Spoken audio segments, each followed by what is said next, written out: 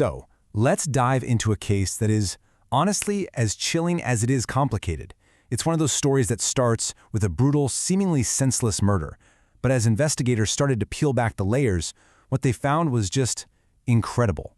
A meticulously planned murder-for-hire plot, a whole conspiracy that would take years to fully unravel and would lead them to the highest levels of wealth and power. Okay, so picture this. It's November 7th, 1997. 13-year-old Stevie Bellish is walking home from school, probably thinking about normal teenage stuff, excited to tell her mom about a boy. But the second she walks through the door of her family's new house in Sarasota, Florida, all of that just evaporates. That excitement turns into pure dread. Stevie finds her 4 little siblings, their 23-month-old quadruplets, crying in the hallway. And there's blood on them, in their hair, on their clothes. Totally panicked, she starts screaming for her mom, Sheila.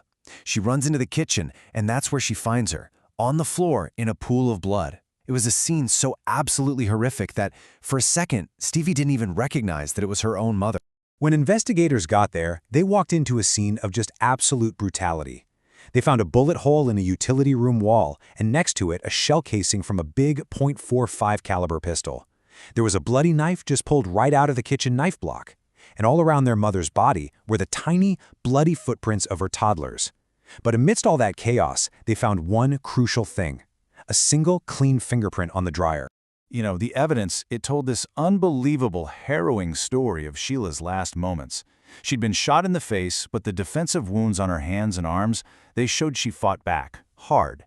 Investigators are pretty sure that her motherly instincts just took over. And even after all that, she dragged herself 15 feet across the floor trying to get to a phone before she finally collapsed. Now, with no signs of a break-in, the police had one immediate thought. Sheila knew her killer, right? This wasn't some random robbery that went sideways. No, this was personal. So naturally, they started looking at the people who were closest to her. But right away, they just hit one brick wall after another. Her current husband, Jamie Bellish, he had a partial alibi, and they cleared him. There was a former pool guy who'd apparently made the family uneasy. He was ruled out too. And then there was her ex-husband, a guy named Alan Blackthorne, but he was hundreds of miles away in Texas. The police were totally stuck, right back at square one. And then, just when it seemed like the case was going cold, they got the break they desperately needed. While canvassing the neighborhood, they talked to a local gardener, a man named Jake Mast, and he told them he'd seen something that day. A suspicious car, a Mitsubishi Eclipse, with a driver in camouflage pants who just seemed dangerously out of place.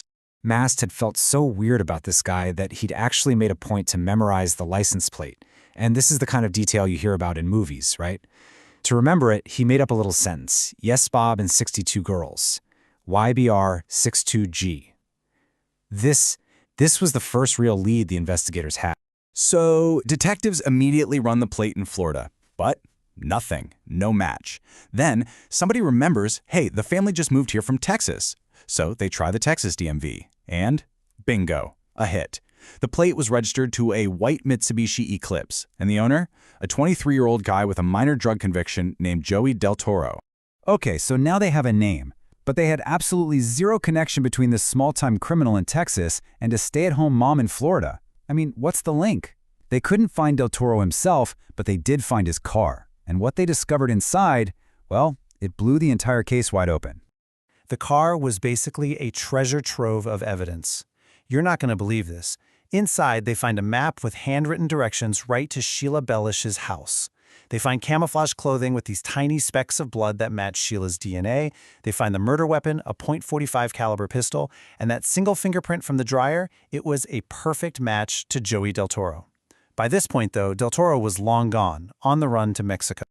The cops knew Del Toro didn't act alone. I mean, this guy was a hired gun. So they focused on his cousin, Sammy Gonzalez, who pretty much crumbled under questioning. He confessed the whole thing was a murder-for-hire plot and pointed them straight to the middleman who recruited him, a golf course bookie named Danny Rocha. Rocha had offered 10 grand for the hit. So once Del Toro was captured down in Mexico and brought back, he confirmed everything. But he also let slip that there was somebody above Rocha, a really powerful, wealthy guy that even he was afraid of, a man who ordered the whole thing. So who was this mysterious mastermind? Who was pulling the strings and funding this whole operation? Well, investigators learned that Danny Rocha, the bookie, had been trying to get money to open a new sports bar.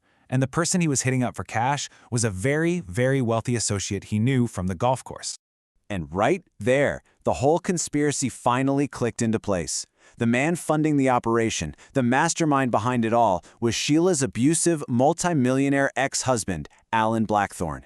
The very same man who'd been cleared early in the investigation because he had a rock-solid alibi for being in Texas. You know, on the surface, Alan Blackthorne was the picture of success. He was a respected businessman. But that carefully crafted image, it was hiding a horrifying truth. So Blackthorne's public image was this family man, a member of the local country club. But the private reality? It was a dark, twisted world of domestic violence and just absolute total control. He would force Sheila to watch him with prostitutes, he subjected her to these bizarre sexual rituals, and he would even deny her food if he thought she'd gained weight. After a really bitter 10-year-long custody battle over their 2 daughters, Sheila's move to Florida with her new husband and the quadruplets was her final escape. And for a man like Alan Blackthorne, a man who was obsessed with control and who was not used to losing, well, that was just unacceptable. So he decided that if he couldn't have her, nobody would. Now, because the murder plot was hatched in Texas but carried out in Florida, it officially became an interstate crime. And this was the key. This technicality allowed the FBI to take over the case. And now, they had the power, they had the resources to finally go after Alan Blackthorne. And one by one, the whole house of cards came down. The conspirators all faced justice. Sammy Gonzalez, the recruiter, he got 17 years. Danny Rocha, the middleman, got life in prison. Joey Del Toro, the triggerman, he pled guilty to first-degree murder. And the mastermind, Alan Blackthorne, was hit with 2 life sentences, with absolutely no chance of parole. And you want to hear a perfect little piece of irony? The FBI arrested Blackthorne while he was playing golf on the very same course where he met Danny Rocha and hatched this whole sick conspiracy. When they searched his mansion, they even found the family photo album with a picture of Sheila missing, the same picture that was used to identify her for the hitman. So, in the end, justice was served. But that can never bring back what was lost.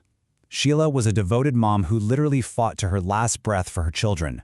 She was a woman that her loved ones described as beautiful, smart, and just fiercely protective of her family. This case really leaves us with a pretty unsettling question, doesn't it? It just shows the terrifying lengths one man was willing to go to maintain control, using his money and his influence like weapons. It's a really stark reminder of the kind of dark obsessions that can be hiding just beneath a mask of success.